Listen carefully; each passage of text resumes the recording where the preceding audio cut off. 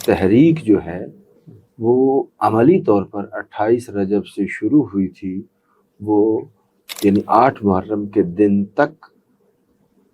Complete ہو چکی تھی۔ جس ہدف اور ٹارگٹ کو وہ حاصل کرنا چاہتے تھے وہ 28 رجب سے اس کے پیچھے لگے ہوئے تھے، اور پھر وہ آج ایسے مقام پر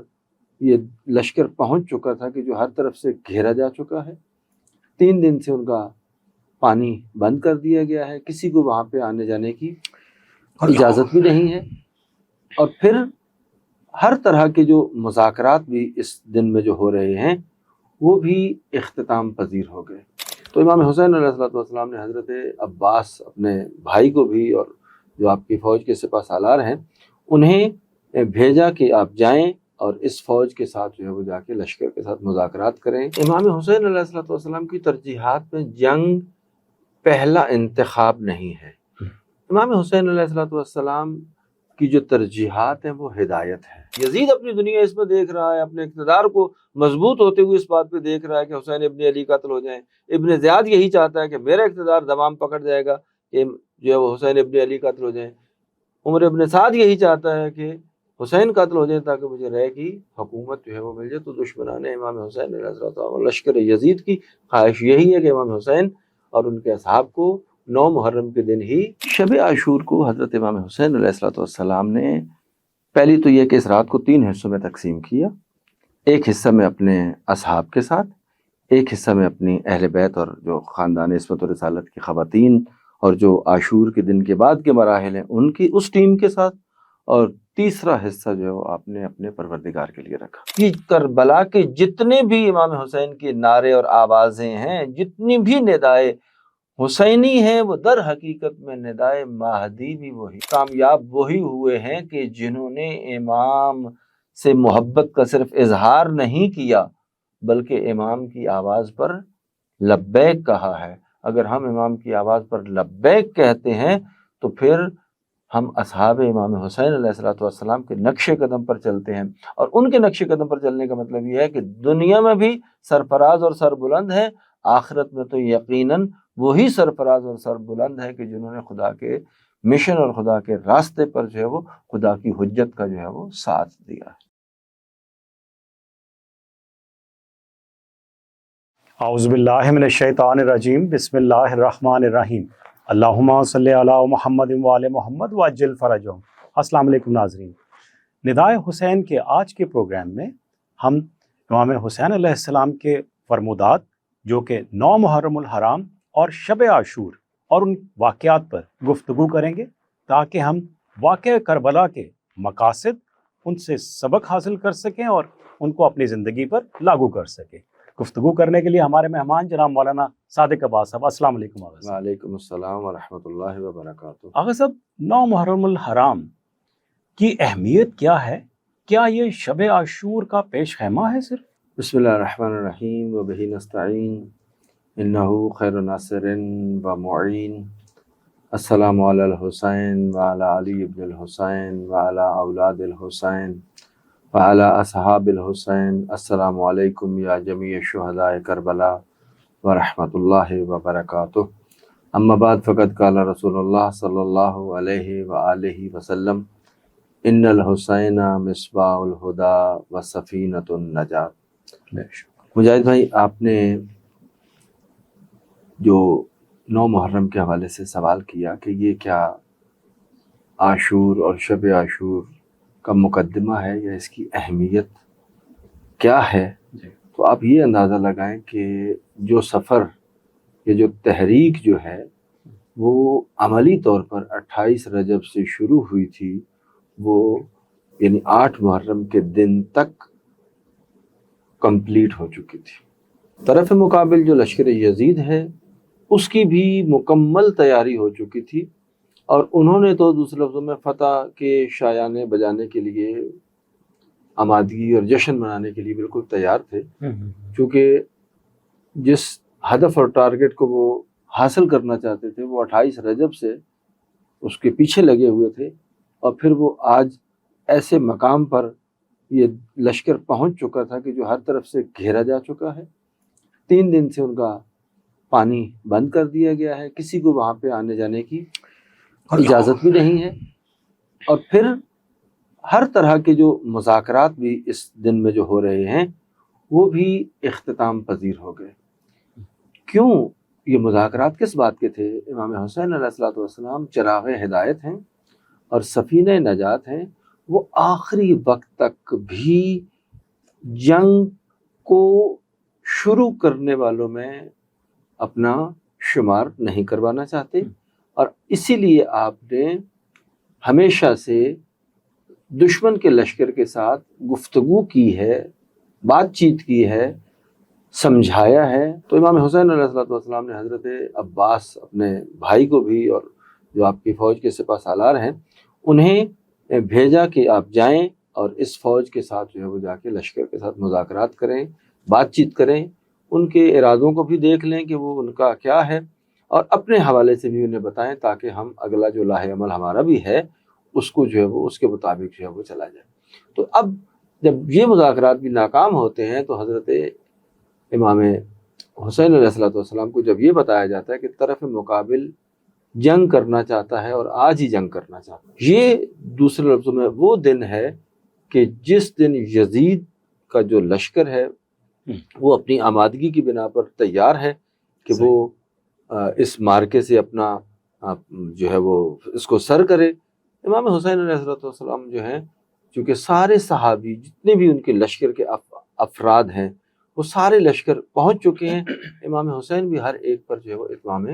حجت کر رہے ہیں۔ اور سب پھر 9 محرم الحرام کی جو ترجیحات ہیں امام حسین علیہ السلام کی پورے دن کی، جیسے آپ نے فرمایا کہ انہوں نے جناب مولا غازی عباس علمدار علیہ السلام سرکار کو بھیجا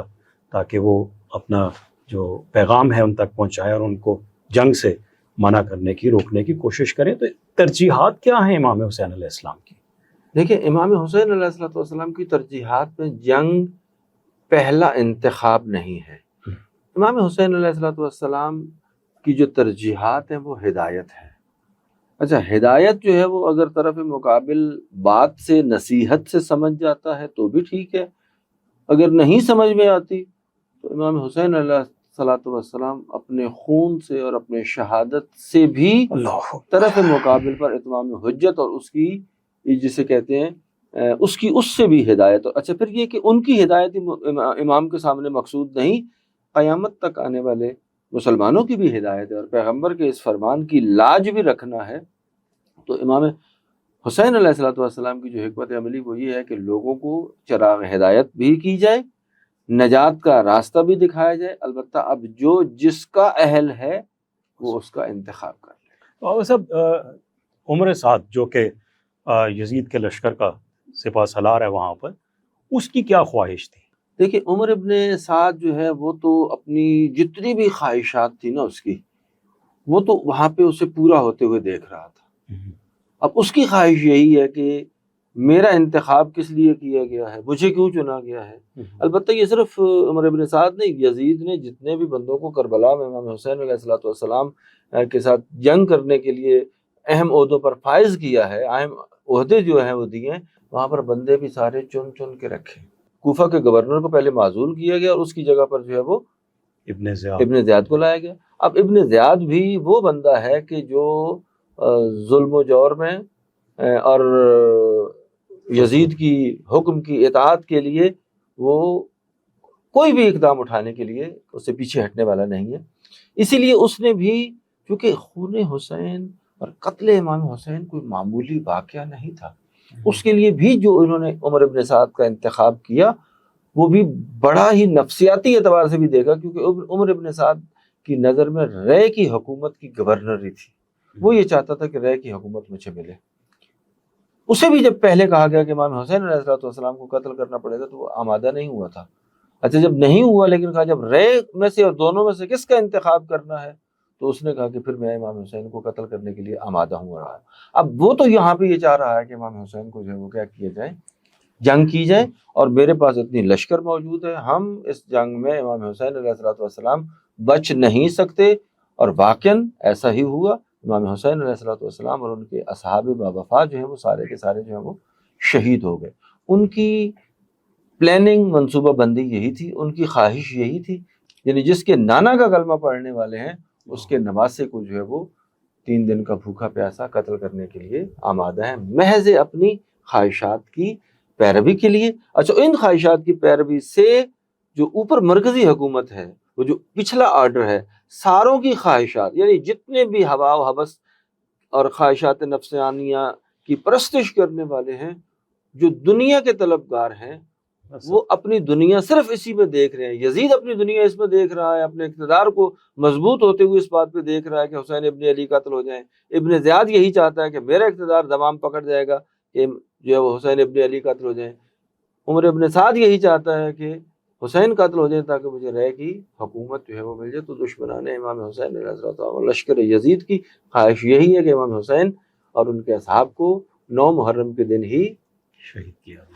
تو آقا صاحب جب یہ اتنی تیاری ہے ان کی اور یہ 9 محرم کے دن کو ہی یہ سب کچھ کرنا چاہ رہے ہیں، تو پھر امام حسین علیہ السلام نے وہ جو مہلت لی ہے اس کا وہ اس میں کیا حکمت عملی تھی؟ دیکھیں، امام حسین علیہ الصلوۃ والسلام یہاں پر بھی آپ دیکھیں کہ نفسیاتی برتری اور اخلاقی برتری امام حسین علیہ الصلوۃ والسلام کو حاصل ہے، اور آپ یہاں پر بھی اپنے نانا کی جو کی ہوئی بات ہے، چراغ ہدایت اور سفینہ نجات کی لاج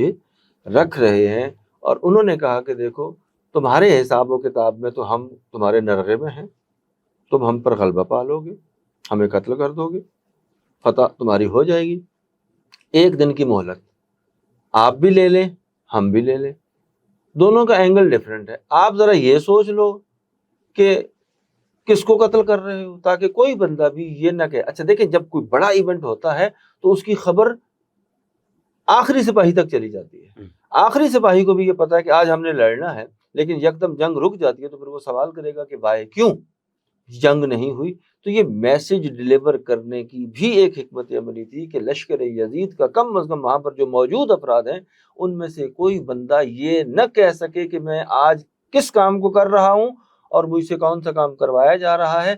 اب اسے سوچنے کا موقع ملے گا کہ اس رات کو میں سوچ لوں کہ میں کس کام کو کر رہا ہوں، تاکہ اسے کل پتہ ہو، کل روز قیامت جو ہے وہ خدا کی بارگاہ میں، البتہ خدا تو جانتا ہے لیکن یہ اختیار اور اس اختیار کو استعمال کروانا چاہتے ہیں، تو کہا کہ جی آپ اس کو اس لیے آپ یہ 1 دن 1 رات کی صبر کر لیں، ہم اس لیے کر لیں کہ میں تو احب صلاۃ، میں نماز کو پسند کرتا ہوں، تلاوت قرآن کو پسند کرتا ہوں، میں استغفار کو، میں مناجات الہیہ کو پسند کرتا ہوں، میں عبادت کو پسند کرتا ہوں، چونکہ قرآن مجید کی واضح آیت ہے وَمَا خَلَقْتُ الْجِنَّ وَالْإِنسَ إِلَّا لِيَعْبُدُونَ، ہماری عبادتیں آرام کے اندر ہیں، حسین ابن علی اور اہل بیت کی عبادتیں جو ہے وہ تکالیف جتنی زیادہ ہوتی ہیں ان کی عبادتیں معراج پر چلی جاتی ہیں، وہ خدا کی عبادت کو نہیں بھولتے۔ تو حسین ابن علی جو کسی سے نہیں مانگتے، صرف خدا کی عبادت کے لیے مہلت لے رہے ہیں کہ میں اپنے اختیار کو خدا کی عبادت کرنے کے لیے اگر میں مانگ رہا ہوں تو یہ بھی خدا کے لیے مانگ رہا ہوں، اور یہ بتانا چاہ رہا ہوں کہ میری نظر میں نماز کی، دعا کی، استغفار کی اور خدا سے راز و نیاز کرنے کی اہمیت کیا ہے۔ تو آقا صاحب یہ شب عاشور کو امام حسین علیہ السلام نے اپنے اصحاب کے ساتھ ایک بہت اہم خطاب کیا، میں چاہوں گا کہ اس خطاب کے مندرجات پہ تھوڑی سی آپ گفتگو کریں۔ اچھا دیکھیں، شب عاشور کو حضرت امام حسین علیہ الصلوۃ والسلام نے پہلی تو یہ کہ اس رات کو 3 حصوں میں تقسیم کیا، ایک حصہ میں اپنے اصحاب کے ساتھ، ایک حصہ میں اپنی اہل بیت اور جو خاندان عصمت و رسالت کی خواتین اور جو عاشور کے دن کے بعد کے مراحل ہیں ان کی اس ٹیم کے ساتھ، اور تیسرا حصہ جو ہے وہ آپ نے اپنے پروردگار کے لیے رکھا۔ اچھا پھر یہ بھی امام سمجھتے ہیں کہ اخلاقیات کا جو امام دشمن کے ساتھ اخلاقیات کا مظاہرہ کر رہا ہے وہ اپنے باوفا اصحاب کے، جن کے بارے میں آپ نے خود فرمایا میں نہیں جانتا اپنے اصحاب کے علاوہ کسی کے بھی باوفا اصحاب ہوں، یعنی جتنے میرے اصحاب باوفا ہیں اتنے کسی اور کے اصحاب جو ہے وہ میرے علم میں کم از کم نہیں، اور یہ بہت بڑی بات ہے۔ ان کو بھی امام حسین علیہ السلام نے دوسرے لفظوں میں ایک مرتبہ پھر مہلت دی۔ اچھا کمال معرفت کی بات یہ ہے کہ امام یہ چاہ رہے ہیں، دونوں کا عشق ہے نا، محبت یہ ہے، امام یہ چاہ رہے ہیں کہ یہ میرے خون کے دشمن ہے، اور انہیں یہ خطاب کرتے ہوئے کہا کہ بھائی یہ میرے خون کے دشمن ہیں، تم سے انہیں کوئی سروکار نہیں ہے، آپ رات کی تاریکی اور اندھیرا ہے، یہاں سے آپ اگر جانا چاہتے ہیں تو آپ جو ہے وہ چلے جائیں، میں آپ سے راضی ہوں، اپنی بیعت کا جو توق ہے وہ بھی آپ کی گردن سے ہٹا لیتا ہوں، لہٰذا آپ کیا کریں، آپ چلے جائیں۔ کیونکہ میں آپ کا بھی کیا ہوں؟ خیر خواہ ہوں، آپ کی جنت کا بھی ضامن ہوں، دنیا اور آخرت میں آپ کو کوئی ملامت بھی نہیں کرے گا، لہذا میں آپ سے راضی ہوں۔ لیکن ان اصحاب نے اس کام کے ذریعے پھر جواب میں کیا فرمایا؟ کہا کہ یا ابن رسول اللہ، اے آقا، آپ کہہ رہے ہیں ہم آپ کو چھوڑ کے چلے جائیں ان حالات میں؟ اگر ہمیں آپ کے لیے 70 مرتبہ بھی قتل کیا جائے اور دوبارہ زندہ کیا جائے پھر بھی ہم آپ کو تنہا چھوڑنے والے نہیں ہیں۔ جنت کی بات آپ کہہ رہے ہیں کہ جنت کے ضامن ہیں، ہم جنت میں جائیں گے نہیں، ہم جنت میں موجود ہیں، چونکہ آپ کی معیت جو ہے جنت سے کم نہیں ہے۔ جنت میں بھی تو ہمیں آپ ہی چاہیے نا، تو ہمیں تو دنیا میں آپ مل رہے ہیں تو ہم آخرت میں بھی آپ کے ساتھ ہوں گے، ہم دنیا میں آپ کو ہرگز چھوڑ نہیں سکتے۔ تو اب سب جب یہ ساری گفتگو ہوگی تو پھر اس کے بعد امام حسین علیہ السلام نے چراغ کیوں گل کیا؟ دیکھیں یہ بھی ایک تھا کہ ممکن ہے کوئی بندہ، ایمان کے درجات ہوتے ہیں نا، کہ چلو جی ابھی تو لائٹ چل رہی ہے، دیکھ رہے ہیں ایک دوسرے کو، یا ایک دوسرے کو آپس میں دیکھ رہے ہیں تو حیا ہوتی ہے کہ یار فلاں جا رہا ہے فلاں جا رہا ہے۔ جب چراغ گل ہوگا تو کوئی کسی کو دیکھ نہیں سکے گا، کسی کو کوئی پتہ نہیں ہوگا، تو جو بھی چلا جائے گا اس کا پتہ بھی نہیں چلے گا۔ لیکن میں کہتا ہوں کمال یہ ہے کہ امام حسین علیہ السلام نے جو چراغ بجھانے کا حکم دیا، وہ جو چراغ بجھا ہے وہ ظاہری چراغ بجھا ہے، وہ جو نور کا چراغ تھا وہ روشن ہوا ہے، اور ایک بندہ بھی وہاں سے اگر اٹھ کر نہیں گیا تو اس کا مطلب یہ ہے کہ انہوں نے کہا کہ جن کے قلوب میں محبت حسین کا چراغ روشن ہوگا، جو حسین کی نصرت اور مدد کے لیے بیتاب ہوں گے، ان کے لیے اس چراغ کا خاموش ہونا مہلت نہیں مل رہی یا رستہ نہیں بن رہا۔ ہم تو پیدا ہی اس لیے ہوئے ہیں، ہم تو چاہتے ہی زندگی میں یہ ہے کہ آپ پر اپنی جانوں کو قربان کریں۔ ماشاءاللہ۔ اب سب جیسے آپ نے کہا کہ وہ نور کا چراغ روشن ہو گیا اور وہ اولیاء اللہ امام حسین علیہ السلام کے جو اصحاب ہیں، پھر ایک اور واقعہ بھی ہمیں شب عاشور میں ہی ملتا ہے کہ جب بی بی ثانیہ زہرا سلام اللہ علیہا نے امام حسین علیہ السلام سے فرمایا کہ کیا آپ نے اپنے اصحاب کو پرکھ لیا ہے، کہیں وہ آپ کو چھوڑ کے تو نہیں چلے جائیں گے؟ میں چاہوں گا کہ اس پہ بھی ذرا دیکھیں، یہ ایک اور اینگل ہے، بہت سی روایات ہیں۔ حضرت زینب سلام اللہ علیہا چونکہ آپ کی بہن ہیں، حالات کو دیکھ رہی ہیں اور دنیا کو بھی جانتی ہیں۔ دیکھیں حضرت زینب سلام اللہ علیہا نے رسول اکرم کے اصحاب کو بھی دیکھا ہوا تھا، امیر المومنین کے اصحاب کو بھی دیکھا تھا، امام حسن مجتبیٰ کے اصحاب کو بھی دیکھا ہے۔ بہن ہونے کے ناطے بھی آپ نے یہ کہا کہ کہیں ایسا نہ ہو کہ کل میرا بھائی جو ہے وہ کیا ہو جائے، تنہا نہ رہ جائے۔ تو آپ نے کہا کہ کیا آپ نے اپنے اصحاب کا امتحان کیا ہے؟ یہ بات سن لی جناب حبیب ابن مظاہر نے۔ جب انہوں نے اس بات کو سنا تو انہوں نے خیمہ میں سارے صحابیوں کو اکٹھا کیا اور پھر پیغام بھجوایا کہ آقا زادی کو بلوایا جائے، اور ان کے سامنے کہا کہ اے جانثاران حسین، ہمیں لگتا ہے کہ ہماری جو وفا ہے اس پہ ہماری آقا زادی جو ہے وہ ان کو شک یا وہ دیکھنا چاہتی ہیں، تو اے بی بی آپ کہتی ہیں کل تو کل ہے، ہم آج ابھی اپنی گردنوں کو اپنے ہاتھ سے اپنی تلواروں سے قتل کر دینے والے ہیں، ہم ہرگز آپ کے بھائی کو کل چھوڑنے والے نہیں ہیں۔ اس سے اصحاب کی اور تمام اصحاب جو ہیں ان کا جو جذبہ ہے وہ بھی پتہ چل گیا، اور جناب زینب سلام اللہ علیہا کی جو دل کو تشفی ہو گئی کہ میرا بھائی کا کوئی صحابی جو ہے وہ کل آپ کے ساتھ جو ہے وہ بے وفائی کرنے والا نہیں، اور یقیناً اس چیز سے امام حسین علیہ السلام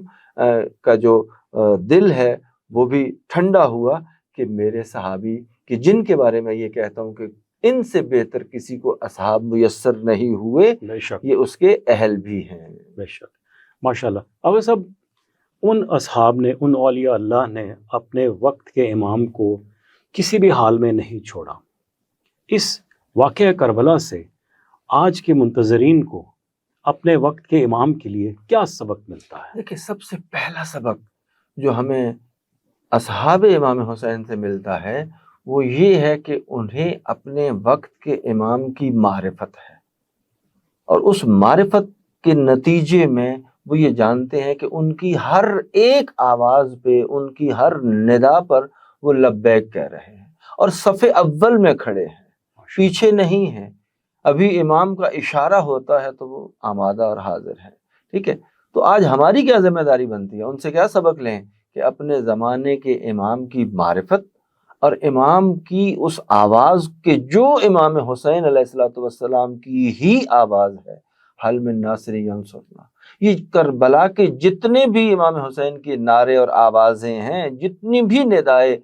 حسینی ہیں، وہ در حقیقت میں ندائے مہدی بھی وہی ہے۔ اللہ اکبر، بے شک۔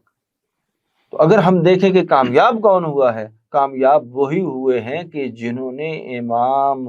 سے محبت کا صرف اظہار نہیں کیا بلکہ امام کی آواز پر لبیک کہا ہے۔ اگر ہم امام کی آواز پر لبیک کہتے ہیں تو پھر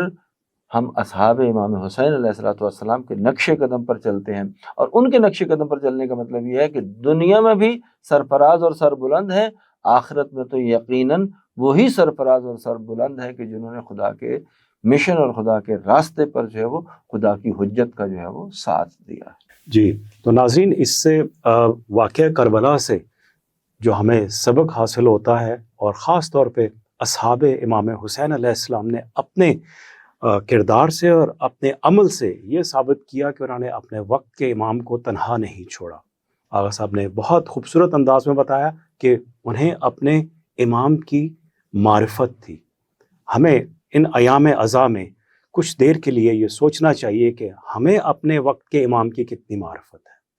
اور ہم اس کو اور مزید کیسے بہتر کر سکتے ہیں۔ کوشش کریں